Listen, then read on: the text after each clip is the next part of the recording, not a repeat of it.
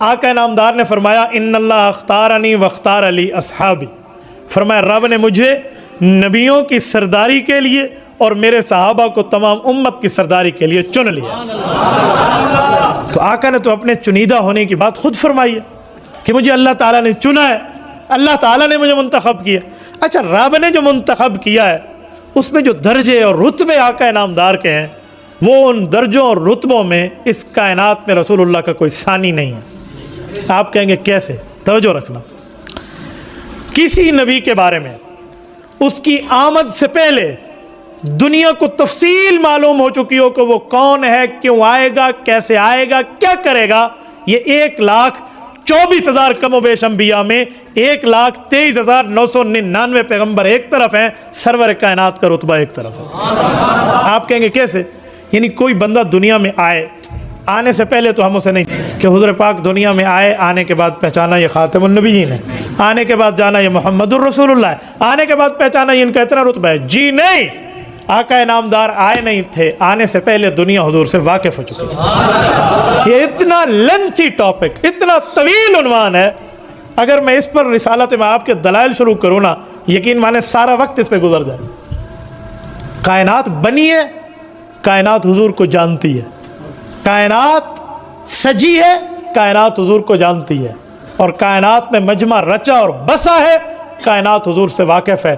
جب سب کچھ سج گیا پھر مہمان خصوصی کے طور پہ محمد مصطفیٰ آئے۔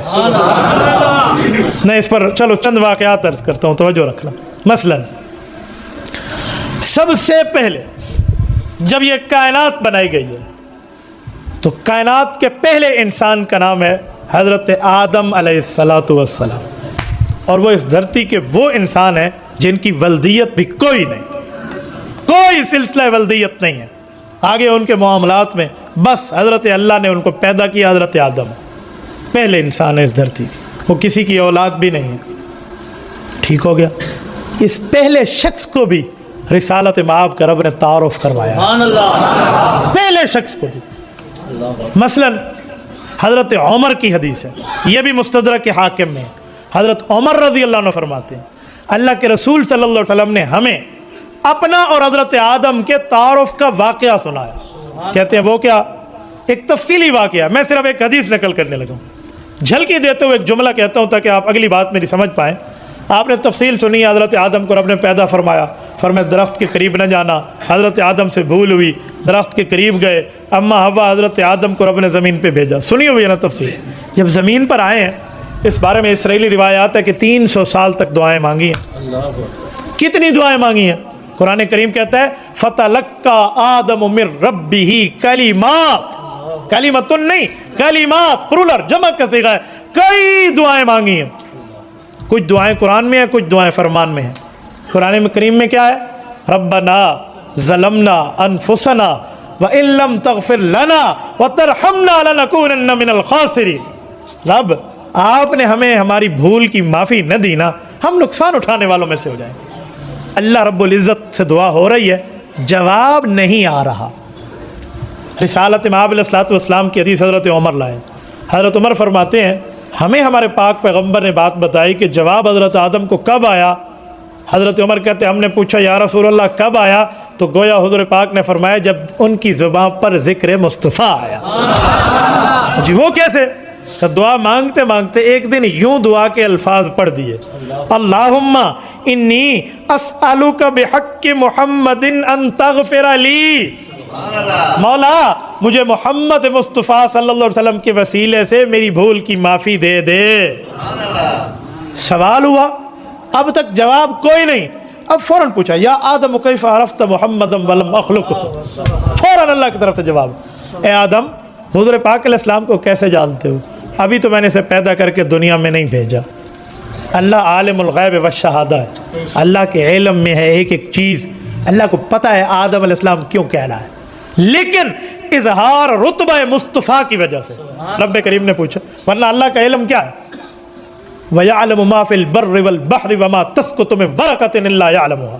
قرآن کہتے ہیں اس پوری زمین میں، اس پورے سمندر میں کیا ہے اللہ تعالیٰ کو پتہ ہے، کہ کیسے پتہ ہے کہ وما تسقط من ورقۃ، من الورقہ نہیں ہے، من ورقۃ، اس تا کے نیچے دو زیر ہے، اسے تنوین تنکیر کہتے ہیں۔ فرمایا دنیا میں کسی درخت کا کوئی پتا گرتا ہے اللہ کو پہلے پتہ ہوتا ہے۔ نکرہ کی بات کی ہے، من ورقۃ، معرفہ کی بات نہیں کی۔ یہ رب العزت کا علم ہے۔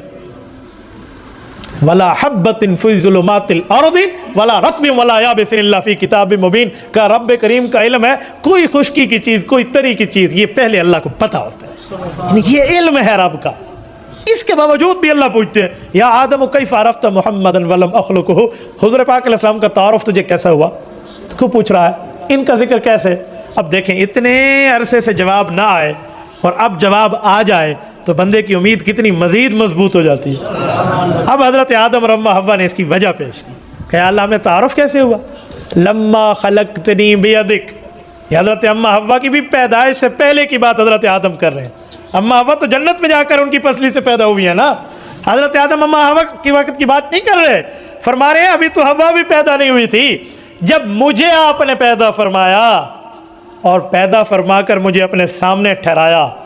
وَنَفَخْتَ فِيَّ مِن رُوحِي، جب مجھ میں آپ نے روح ڈالی، فَرَفَعْتُ رَأْسِي، میں نے سر اٹھایا اور اپنی آنکھوں سے دیکھا، فَرَأَيْتُ عَلَىٰ قَوَائِمِ الْعَرْشِ مَكْتُوبًا، آپ کے عرش پہ عبارت لکھی ہوئی تھی لا الہ الا اللہ محمد الرسول اللہ۔